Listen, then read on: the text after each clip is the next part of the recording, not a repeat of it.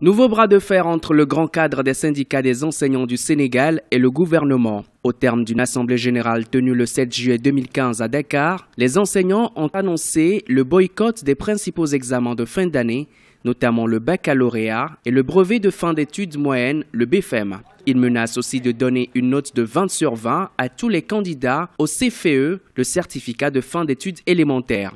Des mesures de pression qui seront exécutées au plus tard le 31 juillet 2015, la seule alternative selon eux pour contraindre les autorités en charge de l'éducation nationale à respecter les accords passés en février 2014. Sans délai, nous exigeons la restitution de toutes les sommes qui ont été prélevées injustement sur les salaires des enseignants parce qu'ils ont déjà compensé les heures perdues. Même si d'habitude on permettait aux élèves de composer, il est clair qu'au soir du 31 juillet à 18h, évidemment, les enseignants vont arrêter toute activité liée à ces examens-là et repartir dans les classes parce que c'est conformément au décret de découpage du calendrier scolaire. C'est à partir de cette heure-là que les enseignants sont appelés légalement à aller en vacances. Malgré la nouvelle menace, les enseignants espèrent néanmoins que le gouvernement fera preuve de compréhension. Et si le chronogramme d'exécution des accords de février 2014 est respecté, tous les acteurs du monde éducatif en sortiront gagnants. Les revendicateurs reconnaissent tout de même que ce sont les élèves qui seront les premières victimes. Mais pour eux, le gouvernement assumera la responsabilité de l'éventuelle situation.